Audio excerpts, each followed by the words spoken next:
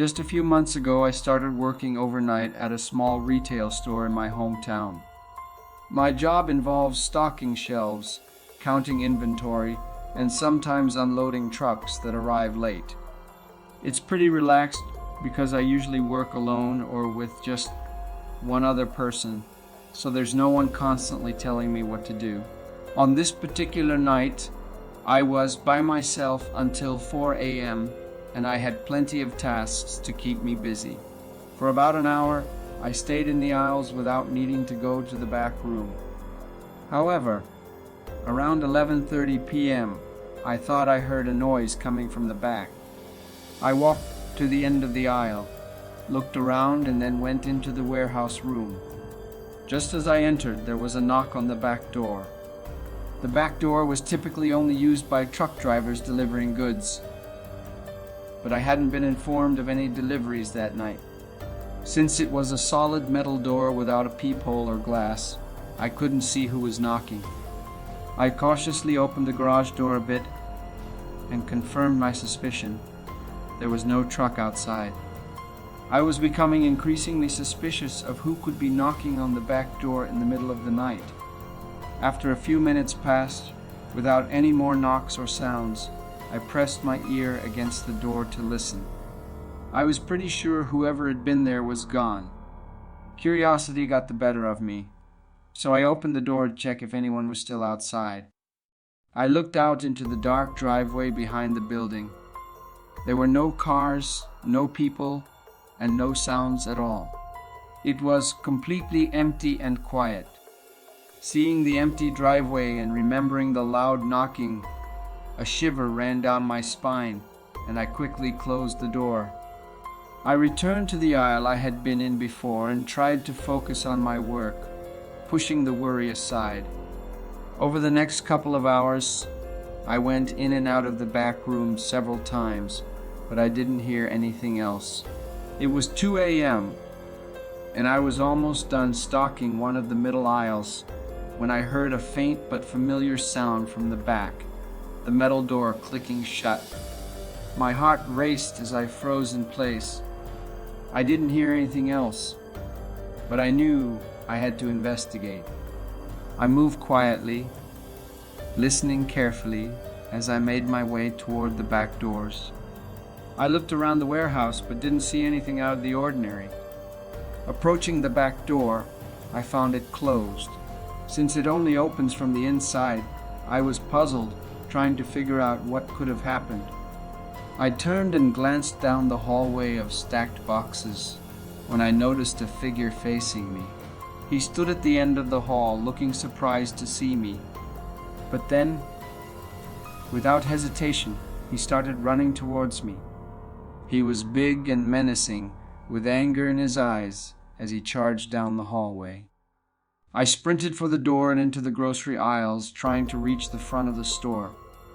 The man's footsteps behind me were terrifying, but when I reached the front, they suddenly stopped. I quickly unlocked the door with my keys and pushed it open. As I did, I glanced to the side and saw the man standing at the end of the aisle, staring at me. Without wasting a moment, I dashed out into the parking lot and jumped into my car, immediately calling 911. By the time the police arrived, the man had vanished without a trace. Reviewing the security footage, we saw him tampering with the back door, managing to unlock it and gain entry. Once inside, he seemed to be searching for something specific before noticing me and chasing me to the front of the store. The reasons why he let me go and why he broke in remain a mystery. I can't say what might have happened if he had caught up to me or if he hadn't allowed me to leave, but I'm grateful that it never came to that.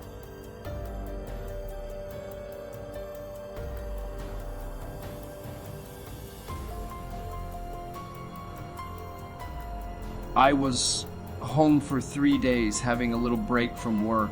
I live far away from the city. I didn't have any big plans. I just wanted some time off.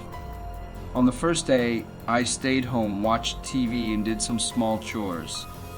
Around dinner time, there was a knock on the door, It was strange because nobody usually visits me, especially at that time. I opened the door a bit and saw a man smiling at me. He seemed normal, nothing special. I asked him what he needed, and he told me a story. He said his car got hit on the road near my house and he needed help because he was stranded. The man's story didn't seem right, and something felt off about him. My driveway was far from the road, so it was unlikely he had an accident right there. I offered to call the police for him, but he refused and asked to borrow my phone instead. I hesitated for a moment because I wasn't sure what to do. Eventually, I told him I would call the police, and he left without saying much. I watched him walk down the driveway and disappear into the dark. After a while, I decided to call the police just to be safe. They called me back later saying there were no signs of any accidents on the road. I stayed up late that night, feeling a bit uneasy. Around midnight, I was too tired to stay awake, so I went to bed. Suddenly, I woke up at 3 a.m. feeling panicked, but not sure why. I listened for any unusual noises in the house. It was mostly quiet, but I heard a faint rustling sound outside. I went downstairs to investigate, thinking it might be a bush scraping against the house. But the sound was moving, creeping along the side of the house toward the front. My heart raced as I tried to calm myself down. Then the rustling outside stopped, and I heard a knock at the door. I froze, staring at the front door, scared of who might be there. After a moment, I moved away and peeked through a window. I saw two men on the porch, dressed in dark clothes and holding something in their hands. It looked like tools or weapons. Fear gripped me as I quietly went back to my room. More knocking filled the house as I dialed the police and locked myself in. The knocking turned into loud banging. I knew they were trying to break in. The banging continued relentlessly for over 5 minutes, shaking the whole house. Then, just as the police arrived, the banging suddenly stopped. The officer didn't see anyone when he got there, but the door was badly damaged from the pounding. The wood was twisted and broken, with only the bolt lock holding. I was fortunate the police arrived fast. I guess I made the right choice not to help that man. If I did, I might have made things worse. Even now, I still worry about them returning.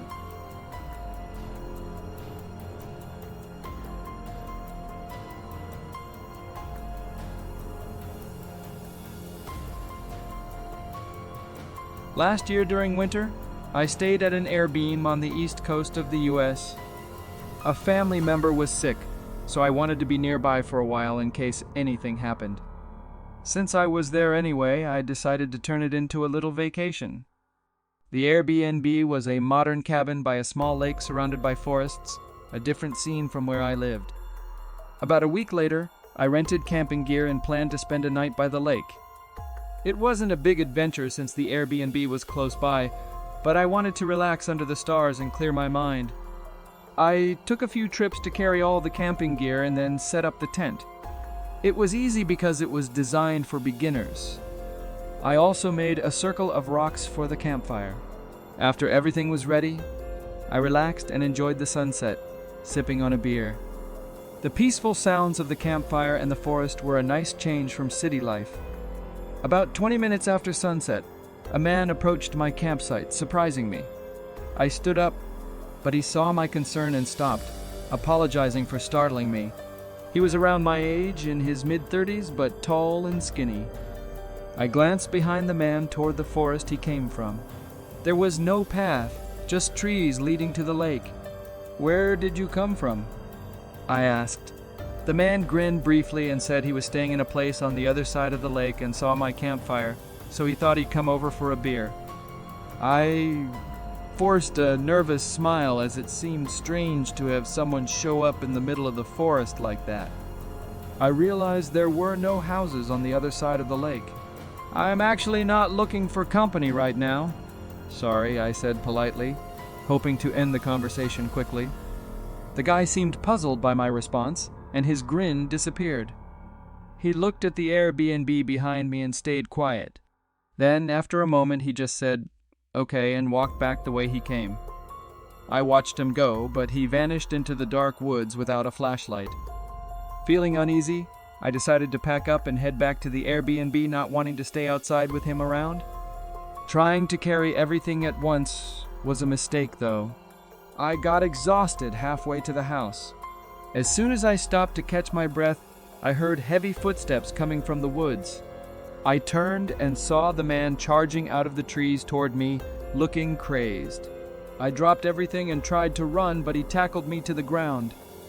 We both fell, and I scrambled to my feet before he could grab me again. He chased after me, reaching out to grab my shirt a few times. When I reached the house, I knew I wouldn't have time to unlock the door, so I ran straight for my car.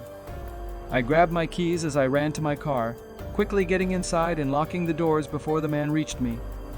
I started the car and put it in reverse as he punched the window, shattering it.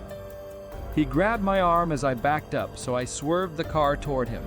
He didn't move fast enough, and I saw him fall to the ground as I drove away. I called for help while driving, telling the police to come quickly. But when they arrived, the man was gone, leaving only footprints leading back into the woods.